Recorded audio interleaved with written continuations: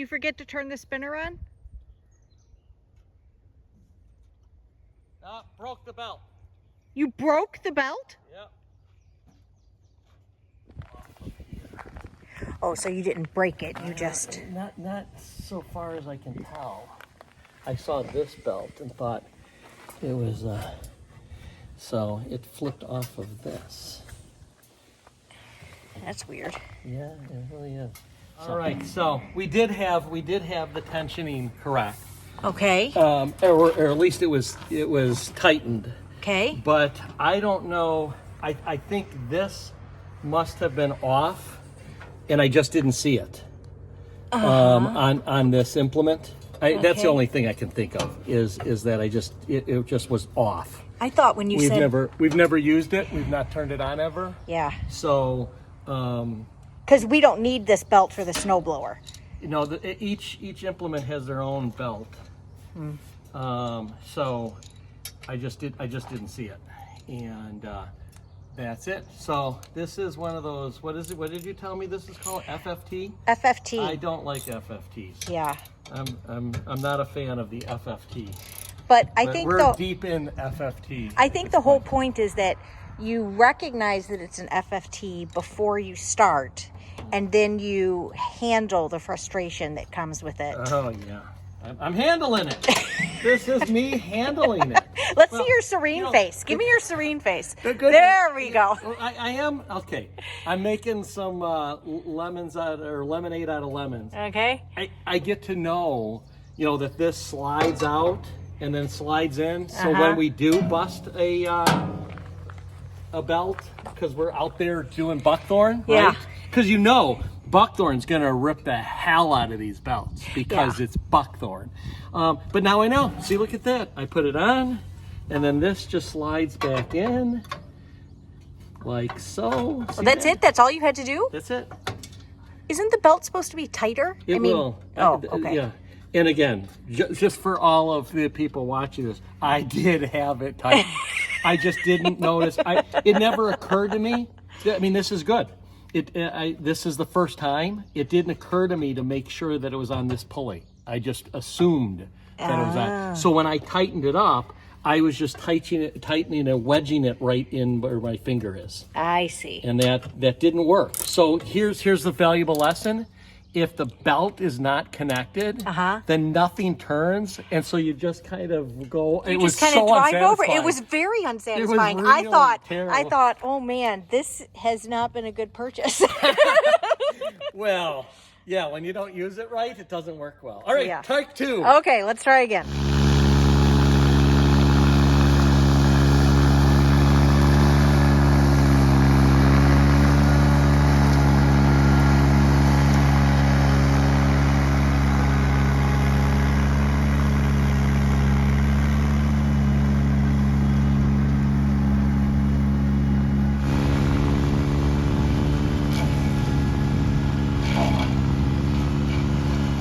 So take two worked much better. Yeah. We'll have to, evaluate the cut quality. Yeah.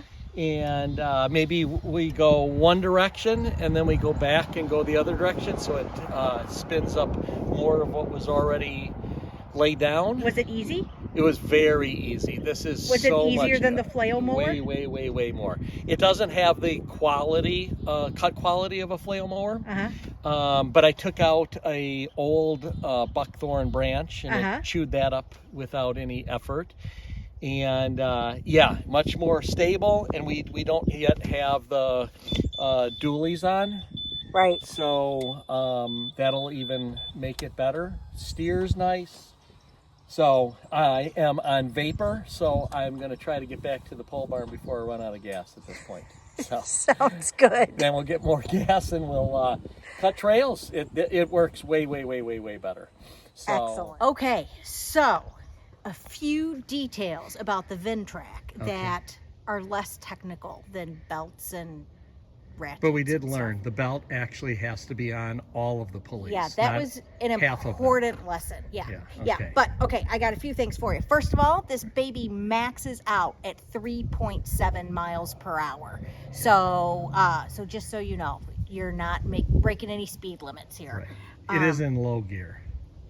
So there's Oh, that. that's a good point. Okay, in low gear, it maxes out at 3.7. Okay. Also, I just want to save the people a little bit of money. So I am a average gal at 5'2" and a quarter. Okay. And one of the things that I really hate about farm equipment is that it's made for really tall people. And so my feet often don't touch the ground. Yeah. But look it's got this little raised thing in here, Yeah, so my feet pretty can nice. actually touch, which is nice. Yeah. This is the Foot pedal. foot pedal Yeah. that I don't Yeah. know if it's really necessary. Yeah. So far it is not, Yeah. which you voted for not, Yeah. and I voted for yes, mostly because of two reasons. One, I was used to it with Big Blue, True. our Ford Yes, 'cause 1520. we had a forward and backward. Yes, and so muscle memory. Yeah, yeah. But the stick is way easier for snow blowing. It's going to be way easier for tough cutting. The question that I have is when we're doing anything with the back hydraulics, whether or not that will start to get a little much, because those right there come into play. And so I was like, how do I... There's a lot of I'm going like, on here. yes. So I was thinking maybe if my hand is trying to feather and do this, if we got the garden rake or the box blade, then maybe my foot would be happy with the pedal. Yeah. Thus far, you're right, I'm wrong. Well, So we'll we see. didn't know, right? We didn't know. And this was only like $100 or whatever, so it's not like it was a huge investment. Right. I will say one more thing that's Well, interesting about this. What? No brake pedal. No, that's right. So Yeah. when you're going forward, if you want to stop, you just, like basically put it back into neutral or let it slide back into neutral. But there is no stopping on a dime with this thing. Now maybe if I jammed it in reverse, Well, that no, would stop it is. So we've got it set. I'm not going to use technical terms other than it's auto and not auto.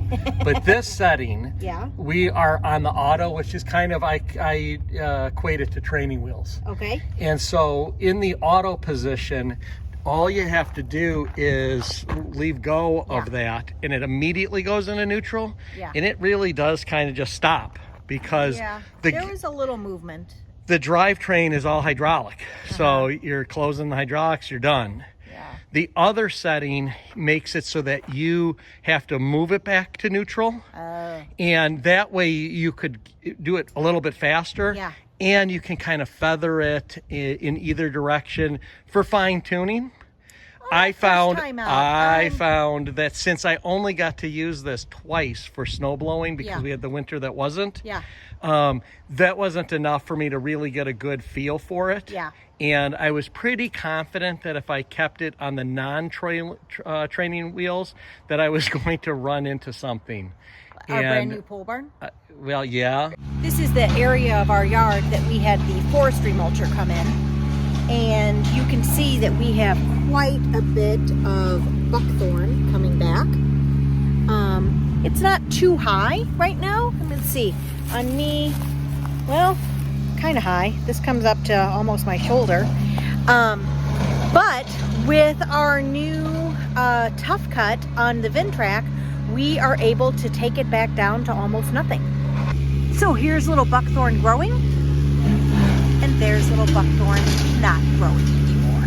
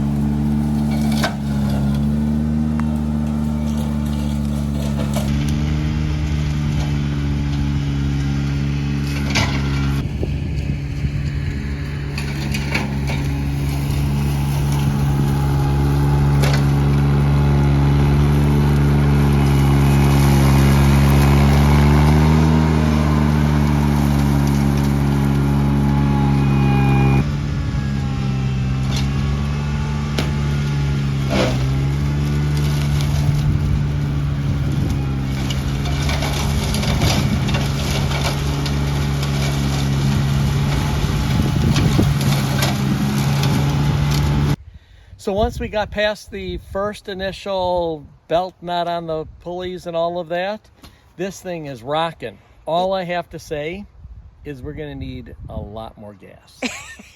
Because this bad boy rips through the gas while we're doing these hills and everything. But I mean, look at how clear that is. It's amazing. That was all buckthorn, baby buckthorn from where the forestry mulcher was. We're gonna be able to maintain it. You feel like the most powerful guy in the universe right now? I feel like the most powerful guy on our property. On good old Vinny. Get Vinny right there. Oh, we got him. There's Vinny. We got him. We got a lot of Vinny today. All right. So what a super great day. yeah, very, I mean, this is really validating. it sure is. We're going to be able to do what we want to do.